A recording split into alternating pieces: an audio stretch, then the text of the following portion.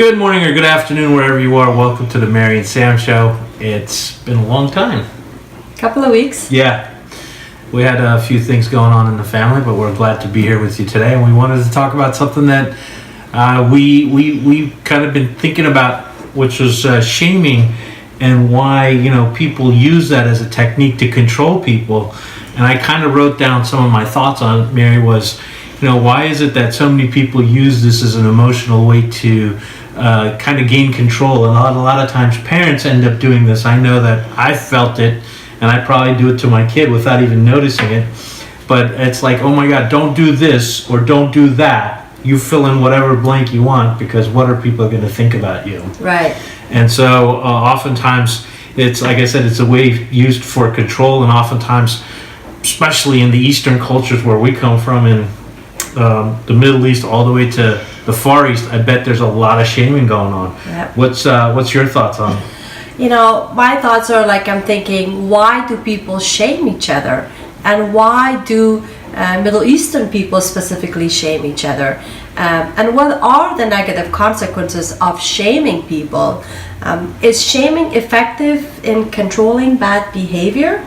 Because I think that's what ultimately people want to do, is to control people's behavior. And why do we think that the only way to motivate people to behave better through shaming to keep individuals in obedience? Right. I grew up for the first 18 years of my life in the Middle East, and the last 26 years of my life in the Western culture, where Western culture is more about individualism, and the Eastern culture is more about tribal.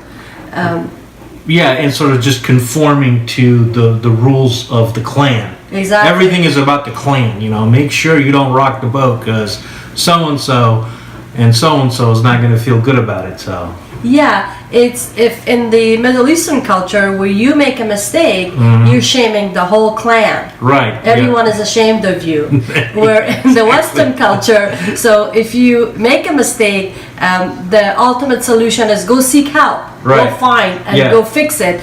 But in the Eastern culture, it's looked down upon. If you go seek help, they think like you're crazy.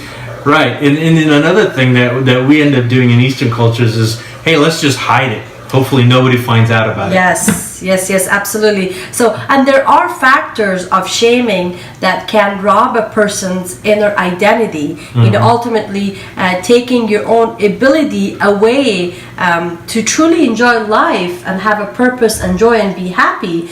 Because, again, going back to, if you have done something wrong, it's done in secrecy. You're supposed to stay in silence until you die. You have certain mistakes you make. People never admit to their mistakes because it's supposed to be something really bad, and you're going to shame the whole family. So you better keep your mouth shut and never talk about it.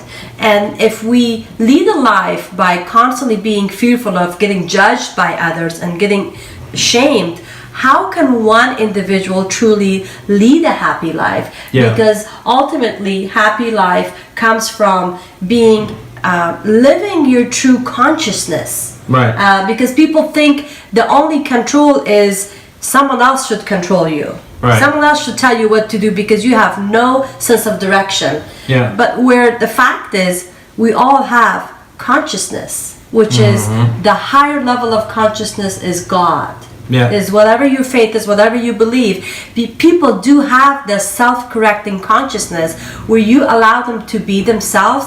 They will develop that and they will fix themselves. Sure. But you can't accomplish that by controlling someone. No, you definitely can't. And so, this I noticed that, as I was saying, is this repetitive shaming happens from early childhood all the way into adulthood, and then you end up doing things you don't even know why you're doing. Exactly. Because it's been so built into you time and time and again. So I think one of the things that people can do is, especially in our Eastern cultures, is to understand where the ideas are coming from if you're doing something, and to break out of that, because that constant pressure, I think, kills creativity, kills drive, kills the sense of freedom that Yes. you so yearn for. Yes. And then only those that are lucky enough that can go, aha, I got it. I'm out. I'll check you guys out later. Right. They Absolutely. can truly succeed. So, Yes. Do you have any final thoughts? I think that's about it. I've witnessed this through coaching. I've witnessed this through. I have a teenage son, and I've let them to build his own ability to have the self-correcting consciousness. Where he comes to us, he wants to fix things. Where I don't feel the need to control him all the time, because when we control, we take that ability away. Yeah, absolutely. Yes. All right. Until next time, hopefully you found this video helpful. Wherever you're seeing this, you can like, share, or subscribe. We really appreciate the fact that you watch these videos. And you know what? It's good for my ego. Till next time. Thank you.